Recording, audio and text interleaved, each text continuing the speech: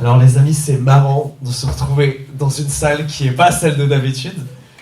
Mais ça me fait tellement plaisir de vous voir. Merci à tous ceux qui ont fait la route pour venir jusqu'ici. On est vraiment reconnaissant parce que ces temps de culte, c'est évidemment des temps qui sont pour Dieu. C'est pour ça qu'on chante, pas parce qu'on aime chanter et parce que c'est bien, parce qu'on aime ça, mais parce qu'on veut honorer ce Dieu qui est si grand et si puissant. Et l'objectif chaque dimanche, c'est qu'on devienne des meilleurs adorateurs de Jésus, et c'est pour ça qu'on ouvre la parole. Alors, Jérémy vous l'a dit, on vous l'a dit tout le week-end, le thème de ce week-end pour nous, c'est la reconnaissance. Et hier matin, on a étudié quelques-unes des raisons que nous donnait la Bible d'être reconnaissant. On a eu le temps de méditer sur ce sujet. Et peut-être que pour certains, ça a été difficile, ça. De voir en quoi être reconnaissant, parce que peut-être au vu de ce qui se passe en ce moment dans votre vie, c'est peut-être un petit peu compliqué. Parce que pour être reconnaissant, il faut qu'il se soit passé des bonnes choses, et parfois, des choses positives, cette année, j'ai du mal à les voir ou à même les apprécier. Et parfois, c'est pas dans le présent que j'ai du mal, mais c'est avec le passé qui m'encombre.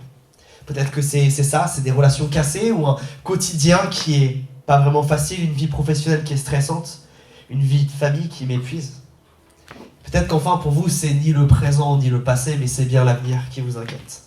Comment être reconnaissant quand je ne sais pas de quoi demain sera fait? À l'approche de cette échéance, de ce changement, de cette décision que je dois prendre.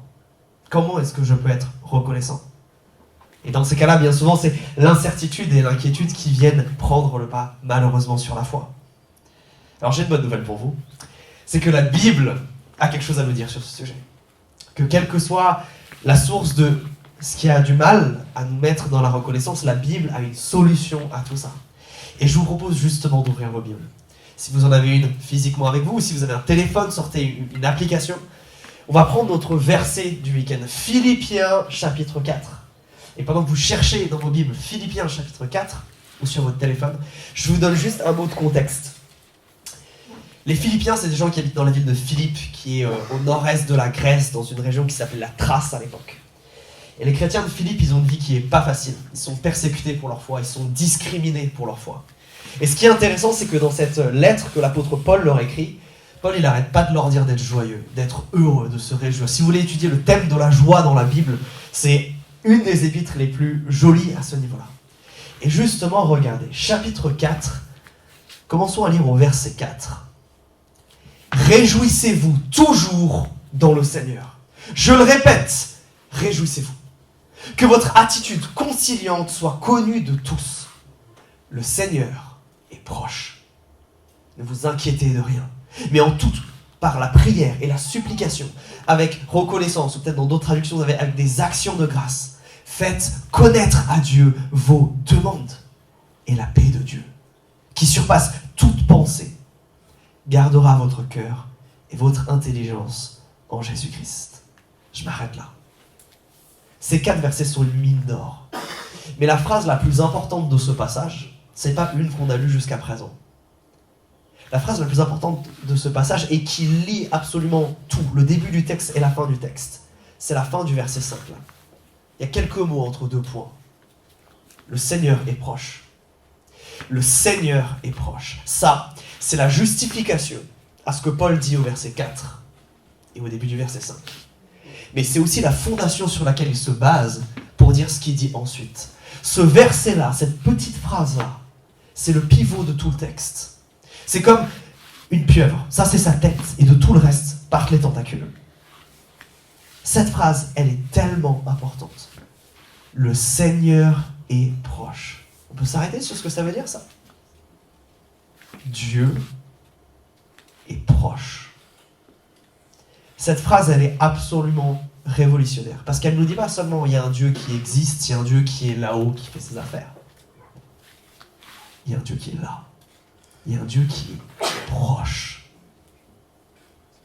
Ce texte nous dit que Dieu, il est là, il est à côté, il est disponible. C'est pas seulement celui qui a fait des grandes choses dans le passé et qui un jour reviendra juger le monde. C'est celui qui est là, maintenant, accessible, présent, là tout de suite. Mes amis, la beauté du christianisme est une des choses qui en fait un contraste absolu avec tout le reste. c'est que nous croyons en un Dieu qui est littéralement là, proche, à côté, pas seulement lointain, grandiose et dans les cieux, mais là tout près, présent, accessible. Et ça veut dire qu'on peut l'expérimenter. Ça veut dire qu'on peut dialoguer avec lui. Mes amis, toute l'histoire de la Bible, c'est une quête de proximité entre Dieu et les hommes. L'histoire de la Bible, si on devait la résumer, c'est ça. C'est le cœur de Dieu en quête des hommes. Parce que Dieu est un être qui aime la relation, il va créer des êtres qui sont relationnels, nous. Et nous, les êtres humains, il nous place dans ce jardin qui s'appelle Éden. Et vous vous rappelez ce qui se passe à ce moment-là? Dieu dit, la terre, elle est bien, mais elle n'est pas encore assez parfaite. Alors, vous et moi, ensemble, en relation, on va transformer la terre de la même manière qu'est le jardin d'Éden. Puis vous le savez, les êtres humains vont commencer à dire non à Dieu. On ne veut pas de cette relation, on va préférer faire les choses par nous-mêmes. Et là, c'est toute l'histoire de la chute. Est-ce que Dieu, pour autant, va nous rejeter? Va nous laisser tomber? Non! Dieu va continuer sa quête des êtres humains. Et même quand les peuples vont tous se rassembler et vont dire à Dieu, on ne veut plus du tout de toi, qu'est-ce que va faire Dieu? Il va se choisir un peuple, un tout petit, pour être proche de lui. Et en étant proche de lui, c'est le peuple d'Israël, attirer toutes les autres nations à lui. En étant proche de ce tout petit peuple, montrer l'exemple à toutes les autres nations. Ce que ça peut vouloir dire d'avoir un Dieu qui est proche. L'histoire entière de la Bible, c'est ça. On arrive à Jésus. Qu'est-ce qui se passe avec Jésus? C'est Dieu qui vient littéralement vivre avec nous, dans la proximité la plus proche, celle d'être un être humain. Mais, on l'a dit, on offense Dieu. Il y a une barrière qui se crée avec le mal, avec le péché que nous commettons. Alors pour briser cette barrière relationnelle, Christ va mourir à la croix. Et le problème, c'est que si quelqu'un est mort, ça crée une distance infinie, il n'y a pas de proximité. Alors Jésus-Christ ressuscite. Mais ensuite, s'il fait que ressusciter, s'il est que là, il est que là pour ceux qui sont autour de lui à ce moment-là dans l'histoire. Donc que fait Christ? Il monte aux cieux. Il envoie son Saint-Esprit sur son Église pour que absolument chaque croyant puisse être proche de Dieu. Cette affirmation-là, elle est cataclysmique. J'ai pas de mots assez forts pour l'exprimer. Quand l'Église de Jésus se réunit, ce que nous faisons là maintenant, Jésus, par son Saint-Esprit, est présent au milieu de nous. Et si Christ est là, si Christ est vraiment là, si c'est pas juste des mots en l'air, alors ce que dit l'apôtre Paul peut avoir un sens. Parce que si Christ est là, si sa présence est là, allez.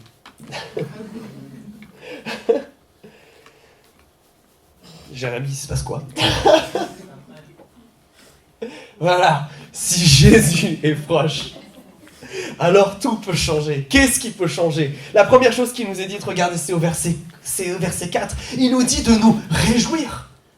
Mais attendez, je vous ai dit, Philippiens, c'est des gens qui vivent une vie difficile. C'est des gens, parce qu'ils croient en Christ, ils sont persécutés. À vous, qui avez un présent qui est difficile, un quotidien qui est compliqué, Christ vous dit par 2 fois dans ce texte, réjouissez-vous. Parce que certes, si notre joie dépend des circonstances et de ce que l'on vit, absolument, on peut pas se dire de se réjouir. Regarde, c'est un commandement ici, c'est un impératif. Pas possible de se réjouir quand on voit l'état du monde, non. Mais si Christ est là, alors oui. Si on peut être en communion avec l'être le plus incroyable de l'univers, celui qui poursuit votre cœur, même si pendant des années vous l'avez rejeté, celui qui a commencé à vous aimer par un amour si grand qui s'est manifesté dans le fait qu'il est mort à la croix pour vous et qui continue aujourd'hui à être encore en relation avec nous, malgré le péché que nous commettons, malgré le fait que nos cœurs sont durs au changement, malgré nos imperfections, malgré le fait que des fois on laisse de côté cette relation. Oui, on peut se réjouir aujourd'hui, parce que ce Dieu nous aime toujours de la même manière. Parce que ce Dieu veut nous transformer toujours de la même manière. Parce que ce Dieu veut toujours agir de la même manière. Alors oui, réjouis-toi. Réjouis-toi. Contemple la grandeur de cet amour de Dieu pour toi. Réjouis-toi parce que si Jésus est là, si le Seigneur est proche, comme dit le texte, alors il y a un véritable espoir de changement et de transformation pour ce qui te pèse maintenant. Si celui qui a créé les étoiles est là et veut être en relation avec toi, si celui qui a ressuscité entre les morts, ouvert des mers en deux, si ce gars-là est là, alors il n'y a pas de situation trop compliquée. Il n'y a pas de situation trop désespérée. Il n'y a pas de relation trop cassée pour que Jésus agisse. Si Jésus est proche, alors ça veut dire que tu peux venir à lui. Et comme nous dit Jésus lui-même, il y a de la restauration pour aujourd'hui. Dans Matthieu chapitre 11, verset 26, Jésus dit ceci. Venez à moi, vous tous qui êtes accablés sous le poids d'un lourd fardeau, et je vous donnerai du repos. Prenez mon joug sur vous et mettez-vous à mon école, car je suis doux et humble de cœur. Et vous trouverez le repos pour vous-même. Si Jésus est proche, alors on peut venir à lui. Alors il peut y avoir du repos. Alors oui, il peut y avoir de la joie pour aujourd'hui. Alors ce qui est trop compliqué, ce qui te charge mentalement, émotionnellement dans la vie, tout ça, ça peut changer. Réjouissez-vous peut devenir alors un commandement, parce que cette joie, comme on l'a dit, ne dépend pas des circonstances, mais dépend de Jésus, dépend d'une relation qu'on peut avoir avec lui. Cette joie ne dépend pas de ce que tu vis, mais de Christ qui vit en toi. Pas des difficultés, mais du fait que Christ t'a tellement aimé. Si Jésus est proche, alors réjouissons-nous aujourd'hui, parce qu'aujourd'hui peut être un jour de restauration pour ce qui est cassé dans ta vie. Ça, c'est la première partie de l'application. Mais le verset 5 là, il se passe quelque chose d'autre. Regardez, deuxième chose qui se passe quand Dieu est proche et qui devrait nous amener à nous réjouir. Pas seulement parce que s'il est proche, il y a une restauration pour ce qui s'est passé dans le passé. Mais en fonction de la traduction que vous avez là, les Bibles elles ont un peu de mal à traduire parce qu'on n'a pas d'équivalent pour le mot qui est utilisé là en français.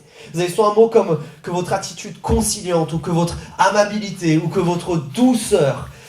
3 mots différents parce qu'il n'y a pas d'équivalent à proprement parler entre le grec et le français ici. En grec ici, le mot qui est utilisé, c'est un mot juridique. Pour parler de quelqu'un qui a été offensé et quelqu'un qui ne va pas réclamer pleinement son dû. Quelqu'un qui ne va pas pleinement réclamer justice ou la compensation à hauteur de ce qu'il mériterait. Quelqu'un qui choisit de faire grâce en fait. Si Christ est présent, si Christ est avec nous, alors ça peut changer. Alors nous, notre attitude peut changer envers les autres. Alors on peut arriver à faire grâce. Et ce qui est intéressant, c'est que Paul, il parle de ça dans un contexte où il y a un conflit dans l'église. On n'a pas lu les versets 2 et 3. Mais si vous regardez juste au-dessus dans le texte, au verset 2 et 3, il y a un conflit entre 2 personnes de l'église et Paul les invite à se réconcilier. Alors quel rapport entre le fait que Christ soit proche et la réconciliation entre les gens ? Eh bien, Paul nous donne encore la réponse dans une autre de ses lettres. C'est celle-ci, Éphésiens chapitre 2. Mais maintenant, en Jésus-Christ, vous qui étiez autrefois loin, vous êtes devenus proches par le sang de Christ. Et c'est lui qui est notre paix. Lui qui fait que 2 deviennent 1 en détruisant le mur de la séparation et de l'hostilité. Moi j'ai une question, est-ce que vous croyez ça ?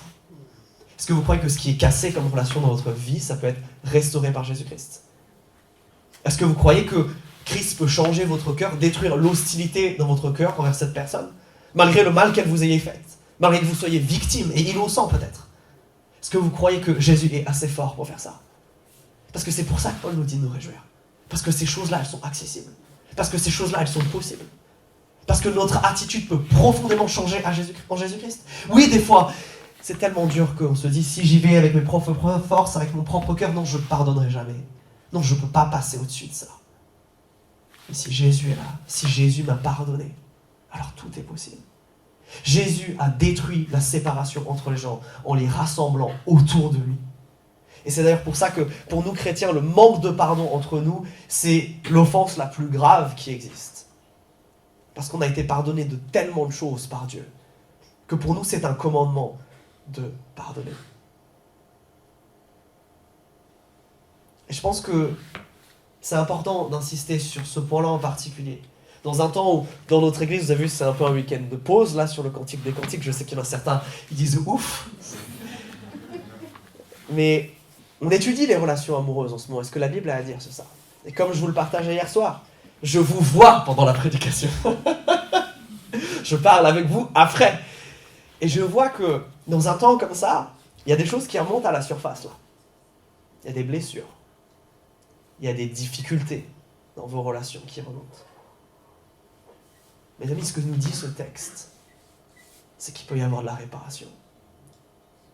S'il y a Jésus, il n'y a absolument rien qui est impossible. Alors, la solution aux problèmes du présent, aux relations brisées du passé, comme nous dit Paul, c'est Christ. Parce que la présence de Christ, on peut se réjouir. Parce qu'il y a tout ça qui est possible. Et puis après, il continue. C'est pas vrai que pour le passé, c'est pas vrai que pour le présent, mais c'est même vrai pour l'avenir. Et c'est là où nos versets du week-end rentrent en jeu. Regardez le verset 6. Ne vous inquiétez de rien. Deuxième impératif. Ne vous inquiétez de rien, mais vraiment, mais comment on peut faire ça? Et parce que si Jésus est là, alors demain, il n'est pas seulement dépendant des circonstances de la vie qui peuvent te balloter. Demain est plus seulement dépendant des bons et des mauvais choix que tu vas faire. Si Christ est présent, alors tout change.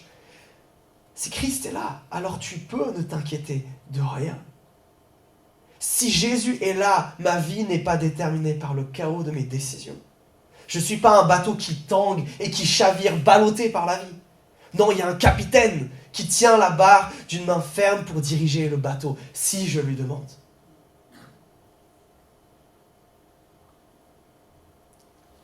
C'est absolument fou, ça. Mais si on est honnête, c'est pas toujours ce qu'on vit. Parce que là, c'est un beau discours qu'on fait. C'est beau si Jésus peut faire tout ça. Maintenant, si on est honnête 2 minutes avec nous-mêmes, on vit pas toujours ça. On vit pas,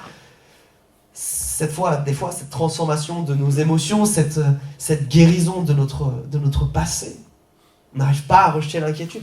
Pourquoi? Comment je quitte tout ça? Comment je quitte les blessures du passé? Comment j'ai accès à cette restauration si c'est vrai?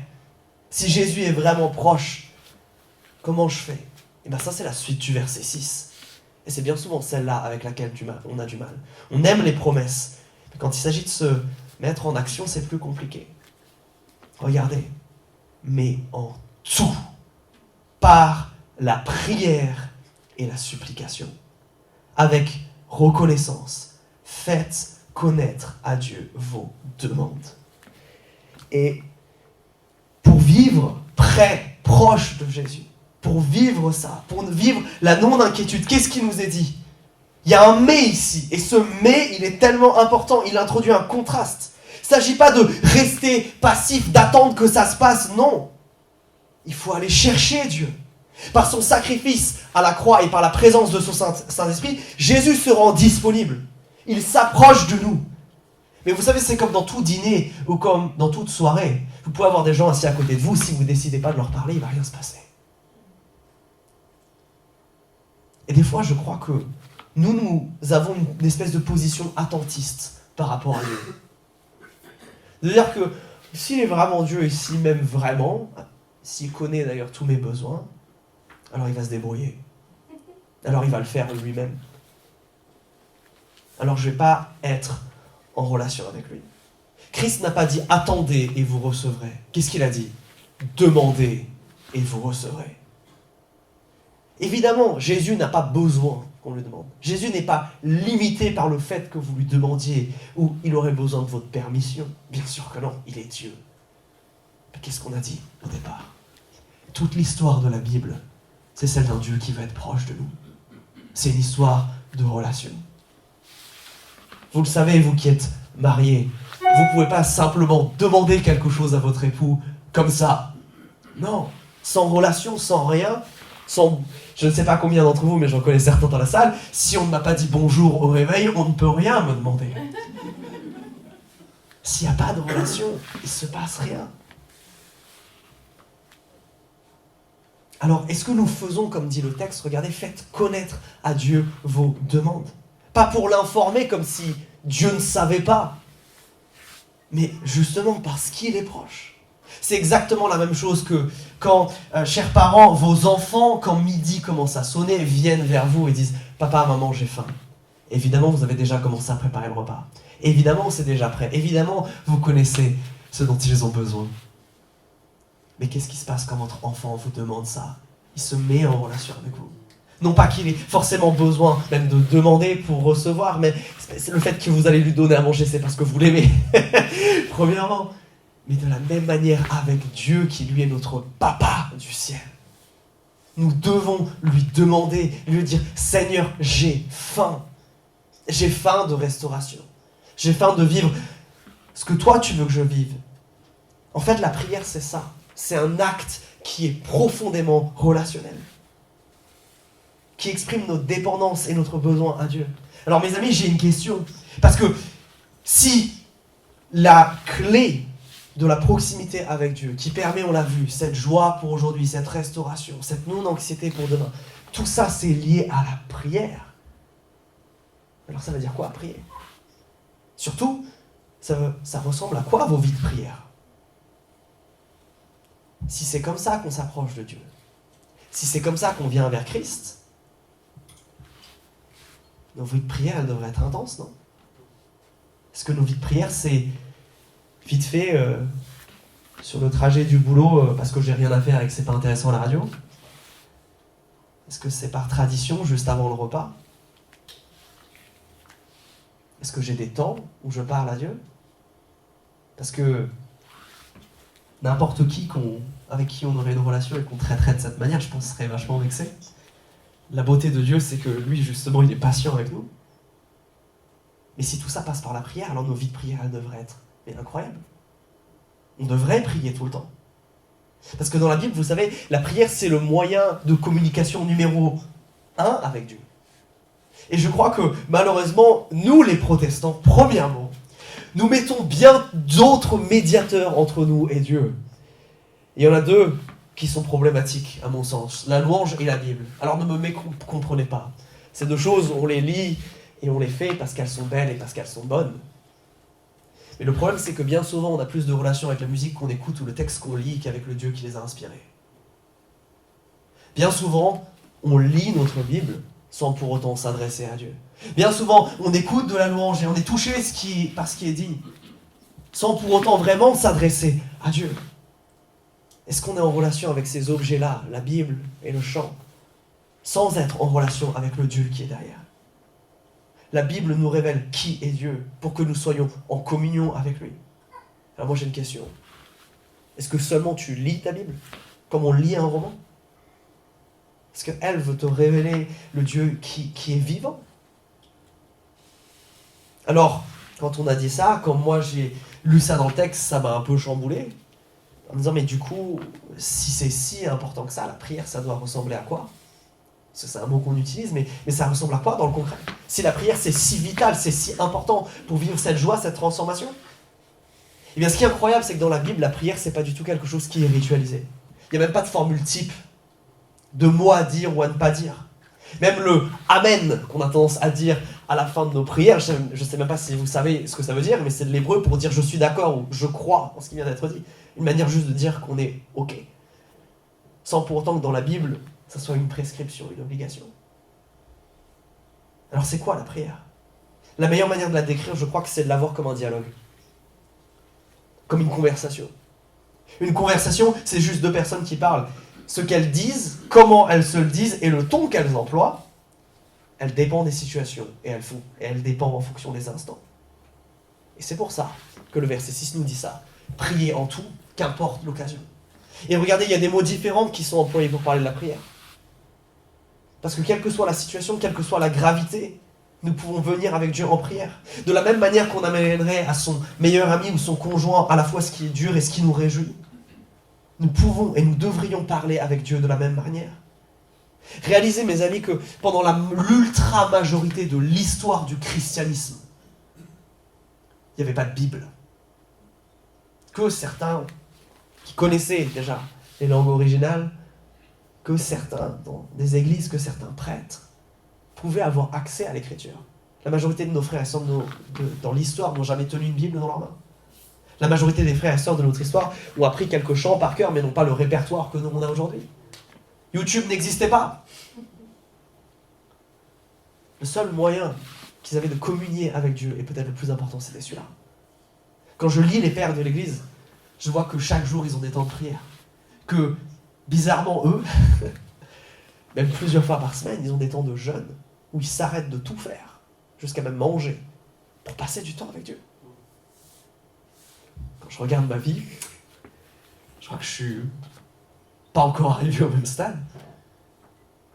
Je me dis, mais si c'est ça la prière, alors est-ce qu'il n'y a pas quelque chose qui devrait changer chez nous? Oui, la prière, elle peut se faire en toute occasion. C'est ce que le texte nous dit, prier en tout. Et regardez ce que je vous ai dit juste après. Il y a plusieurs mots pour parler de la prière. On nous parle du mot en lui-même prière, un mot qui est un peu général, puis deux mots spécifiques. Un qu'on connaît bien, le mot demande, et un autre, le mot supplication. La demande, on connaît, on pratique, j'ai même envie de dire. Les grands pratiquants de ça. Mais il y a ce mot-là, supplication. C'est quoi ça? La supplication, c'est ce que vous trouvez dans l'Ancien Testament sous l'expression crier à Dieu. C'est cette idée de là ça va pas, là ça va mal, là c'est dur. Alors je ne vais pas lâcher les basques de Dieu. Alors je vais venir devant lui et je vais le supplier. Oh, pas en une phrase faite à la va-vite, mais peut-être pendant plusieurs heures. Pas quand j'ai un moment, mais en m'arrêtant de tout faire et en jeûnant pour passer du temps avec lui. Parce que mes amis, si nous pouvons avoir accès à la présence de Dieu, si la présence de Dieu change tout ça, et s'il me suffit de prier, mais alors pourquoi s'en priver? Pourquoi s'en priver? Pourquoi se priver d'être spécifique dans ce qu'on demande? Parce que si on utilise différents mots là, c'est que ça correspond à différentes situations. Est-ce que vous priez de manière spécifique? Est-ce que vous demandez des choses spécifiques à Dieu dont vous avez besoin? Une des choses qui m'a le plus marqué au début de notre église, c'est quand on priait avec Jérémie pour l'église et pour ceux qui allaient venir. Et Jérémie avait une demande envers Dieu. Vous l'avez vu, il aime la musique. Il dit, Seigneur, on veut t'offrir des chants qui sont beaux. Alors Seigneur, on a besoin que tu nous envoies un batteur. Seigneur, j'ai joué avec tellement de mauvais batteurs dans l'histoire qui ne savaient pas tenir leur rythme. Mais Seigneur, envoie-nous quelqu'un. Et puis quelques semaines après, un certain Esteban débarque à l'église. Telle une réponse à la prière de Jérémie. Et je suis sûr que certains d'entre vous peuvent témoigner de la même chose. Mais je crois que des fois, derrière une espèce de fausse pudeur, qui est en fait un manque de foi, nous n'osons pas demander spécifiquement à Dieu. Alors bien sûr, nous croyons qu'il serait assez puissant, théoriquement, pour répondre. Mais je crois que profondément, on croit des fois qu'il ne nous aime pas assez pour pouvoir répondre. Qu'il n'est pas assez bon comme ça, pas assez généreux dans son caractère pour répondre de cette manière. Mes amis, la prière, elle peut être spécifique. Elle peut être en toute occasion. Le troisième élément de la prière qui nous est donné dans ce texte-là, c'est l'idée de reconnaissance. Cette idée d'action de grâce dans ma traduction. Ça, c'est vachement important parce que, regardez, c'est pas vu comme il y a les prières de demande, celles de supplication, celles de reconnaissance. Non, regardez, avec reconnaissance, il s'applique à tout. La reconnaissance, elle doit faire partie de tout ce que nous vivons. Pourquoi? Parce qu'en se rappelant de ce que Dieu a déjà fait, à ce que Dieu a déjà fait dans nos vies, alors on peut aborder l'avenir avec beaucoup plus de sérénité. Si Dieu a agi avant et que Dieu reste le même, alors j'ai une fondation pour ma foi. Alors ma foi, c'est pas une croyance aveugle dans un peut-être. Ma foi, c'est la confiance dans le fait que le caractère de Dieu ne change pas. Pour nous, chrétiens, la foi n'est pas aveugle. C'est parce que nous connaissons notre Dieu, parce que nous l'avons expérimenté, que nous continuons à lui faire confiance. Vous savez qui était anxieux dans la Bible? C'est le roi David. Il a vécu des aventures et une vie difficile, et comme une forme de catharsis, vous savez, il a écrit la plupart des psaumes. Là. David, il avait une difficulté, il la met en chanson. Globalement, c'est ça. Et bien souvent, dans les psaumes, peut-être vous l'avez remarqué, David, il commence à venir à Dieu et dit « Seigneur, ça va pas! Tu m'as établi roi sur Israël, mais je suis même pas dans mon palais. J'ai pas de couronne, je suis traqué comme une bête, je suis enfermé dans des caves. Pourquoi? Pourquoi ça se passe? Pourquoi cette situation? Elle est catastrophique, aide-moi, j'en peux plus. » Le nombre de psaumes où David crie ça. Et vous avez remarqué, ça c'est généralement la première moitié du psaume. À un moment, il y a une bascule qui s'opère. À un moment, il y a une deuxième moitié du psaume. Et qu'est-ce qui se passe là? David, il affirme sa confiance en Dieu. Là, David commence à rentrer en reconnaissance. Mais je sais qui tu es. Je sais ce que tu as déjà fait. Et je compte sur toi pour agir exactement de la même manière. C'est pour ça que la reconnaissance, elle est si importante. Oui, face au tsunami de cette vie qui menace de les faire chavirer, nous ne pouvons avoir qu'un seul espoir en fait. C'est que notre capitaine qui a battu toutes les tempêtes et affronté victorieusement tous les mauvais temps peut encore nous transformer et nous sauver aujourd'hui. Que la même grâce qui t'a empêché de couler par le passé peut encore te secourir, qu'importe de quoi est fait ton avenir. Ça, c'est notre Jésus. Alors à quoi ressemble ta vie de prière? Est-ce que ce qu'on a vécu hier matin là, c'est quelque chose que tu connais? C'était pas une nouveauté pour toi? Ou le fait de lire l'écriture, de la méditer, de la prier, c'était totalement nouveau? Peut-être que là, il y a quelque chose à prendre pour toi. Pourquoi tu pries pas?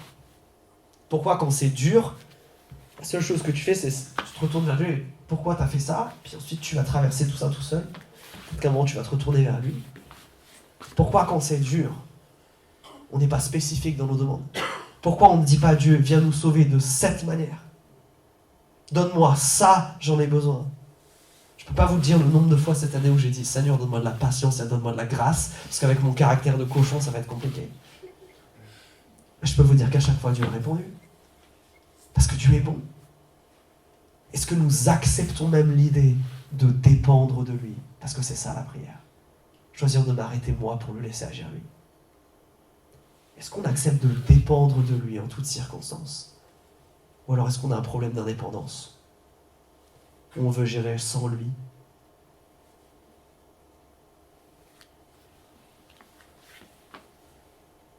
Et ce qui me marque, et c'est ce sur quoi je veux terminer, c'est ce qui se passe à la toute fin du texte. Parce que cette fin du texte, elle est extraordinaire. Qu'est-ce qu'on reçoit dans la prière? Qu'est-ce que ça change au final, tout ça? Regardez. Et la paix de Dieu, qui surpasse toute pensée, gardera votre cœur et votre intelligence en Jésus-Christ. Vraiment? Ce que Dieu peut m'offrir, c'est une paix qui dépasse toute pensée. Une paix qui dépasse toute pensée, ça veut dire une paix qui est plus grande que le milliard de réflexions que je peux me faire dans ma tête. Le milliard d'analyses. Bonjour les consciencieux. Dieu peut dépasser tout ça. Cette paix peut aller au-delà de ma compréhension de ce qui se passe. Au-delà de ce que d'autres peuvent me dire. Vraiment. Ce que Dieu peut me donner peut surpasser ici. Et c'est ce que le texte dit. Tout ce que d'autres êtres humains peuvent m'apporter. Moi j'ai alors une question. Pourquoi Dieu est le dernier dans la liste qu'on va voir? Pourquoi on va parler à la terre entière de nos problèmes et de nos difficultés avant d'aller voir Jésus? Bien sûr, évidemment qu'on a besoin les uns des autres. Attention. Mais si on exclut Jésus de l'équation, je crois qu'on se prive de la plus grande des bénédictions. Et regardez ce qui est dit derrière. C'est non seulement elle surpasse tout ce qui peut être donné, mais pourquoi? Parce que cette paix, elle a une capacité spéciale. Elle peut garder notre cœur et notre intelligence. Alors ça, je trouve ça incroyable. Une paix qui peut garder mes émotions et mes pensées de vagabonder, de vadrouiller, de partir à droite, à gauche, de m'emmener dans l'anxiété, de m'emmener dans la peur. Vraiment, ça c'est possible. Oui, ça. La paix que Jésus donne et que nous trouvons dans la prière, c'est ça. Est-ce que c'est peut-être pour ça que, justement, quand ça va mal, on a du mal à prier? Est-ce que c'est peut-être pour ça que Satan nous attaque sur ça? Possible. La paix que Jésus donne, elle peut garder ton cœur et ton intelligence. Incroyable. Toi qui as peur, tes émotions transformées par Jésus. Toi qui es perdu dans tes réflexions, ton intelligence transformée par Jésus. Mais regardez où est-ce qu'elles sont gardées. Et ça, c'est ce qui est fondamental. Elles sont gardées en Jésus. Parce que c'est bien souvent ça le problème. Bien souvent, avec un peu de bouteille et de maturité chrétienne, on se rend compte que Dieu était toujours là. Le problème, c'est que moi, j'ai pas daigné m'approcher de lui. Ou alors, j'ai commencé et je me suis arrêté. Et des fois, on se dit, mais pourquoi? Pourquoi je vis ces vagues, ces hauts et ces bas, ces montagnes russes peut-être dans ma foi et dans ma relation avec Dieu? Vous avez la réponse ici. Parce que nous ne prions pas. Qu'est-ce que fait la prière? Elle garde mes émotions et elle garde mes pensées. Oui, mais où est-ce qu'elle les garde? En Jésus-Christ. C'est ça qui se passe. Ce texte, il est tellement déroutant parce que ce qu'il nous dit là, c'est que justement la prière, c'est la super glue qui vient nous coller à Jésus. Jésus est proche, oui. La prière, c'est ce qui nous rapproche de lui. C'est ce qui nous emmène vers lui.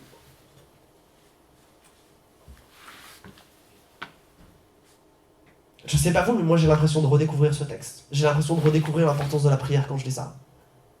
Quand je vois ma vie, je me dis, mais Seigneur, à côté de quoi je passe? Quelles blessures je traîne depuis tellement longtemps? Quelles difficultés avec lesquelles je me bats depuis longtemps, alors que je pourrais te les remettre et te faire confiance. Et faire ce pas de foi de te laisser toi au contrôle et toi agir plutôt que moi. Est-ce que vous êtes dans la même situation que moi? Est-ce qu'il y a des choses où vous en avez ras-le-bol là? Des choses qui doivent changer. Des choses qui ont du mal à changer. Des choses où vous avez peut-être besoin de venir supplier Dieu. Ou la dernière fois que vous avez prié pour cette difficulté, c'était au milieu d'un moment de pleurs, et c'était 3 mots. Vous n'êtes pas vraiment venu à Dieu. Vous l'avez juste demandé pourquoi ça se passe, mais pas agi, mais pas viens. Mes amis, je crois que le plus grand problème que nous avons chrétiens, c'est que nous manquons de foi en la bonté de Dieu. On s'estime heureux d'être sauvé et c'est déjà pas mal. Alors c'est vrai. Mais d'un autre côté, c'est tellement limité à la grâce que Dieu veut nous faire. C'est tellement limité son caractère bon et généreux, ça. Est-ce qu'on n'est pas en train de passer à côté de choses que Dieu voudrait nous offrir? Parce qu'on ne vient pas à lui. Dieu, c'est pas un forceur. Il ne t'impose pas sa présence. Il est proche, certes, mais il ne va pas te coller, il ne va pas te harceler si tu ne veux pas de lui.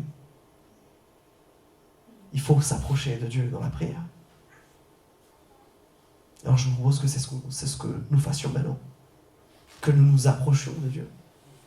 Parce que Dieu s'est approché de nous. Et au travers de la Sainte Seine, on va se rappeler comment Dieu s'est approché de nous. Et peut-être que là, tu dois prendre une décision par rapport à ça. Peut-être que là, ça a touché du doigt quelque chose dans ta vie où tu n'es pas proche, mais tu es loin. Quelque chose où tu dois t'approcher de Dieu. Tu dois arrêter d'essayer de faire par toi-même. Tu dois peut-être abandonner un orgueil ou un péché là. Parce que tu as vu qu'avec tes méthodes, ça ne marche pas. Et si on essayait la méthode de Jésus maintenant? Et si on essayait de s'approcher de Dieu? Alors on va chanter un des nouveaux chants qu'on a appris cette année, qui dit la chose suivante. Saint-Esprit, tu es le bienvenu. Remplis ce lieu. Change l'atmosphère de mon cœur. Je veux que vous le chantiez comme une prière. Je veux que vous le chantiez si vous en êtes convaincus. Que dans cet élément de votre vie, vous avez besoin du Saint-Esprit. Et de l'accueillir, de lui dire, Seigneur, sur cet aspect, peut-être je me suis éloigné de toi, peut-être je ne t'ai pas laissé la place et l'honneur et la gloire qui t'est dit. Peut-être que là, j'ai tellement cherché par moi, maintenant je veux voir ce que toi t'as à dire. Je vais vous inviter maintenant à rentrer dans ce temps-là. Peut-être encore demander à Dieu si c'est pas clair.